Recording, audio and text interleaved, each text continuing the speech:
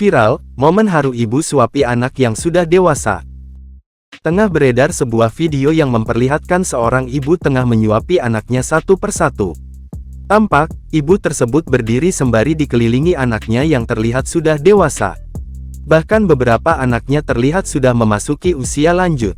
Kendati demikian, mereka tak malu atau menolak ketika ibunya itu menyuapi.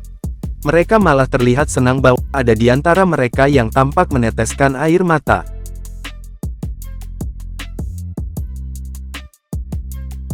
Diketahui bahwa video tersebut viral usai diunggah oleh akun TikTok @acikatul. Hingga saat ini, video tersebut telah disaksikan oleh 2,5 juta pengguna TikTok dan mendapatkan ratusan ribu like. Dijelaskan bahwa peristiwa itu terjadi di Sarawak, Malaysia.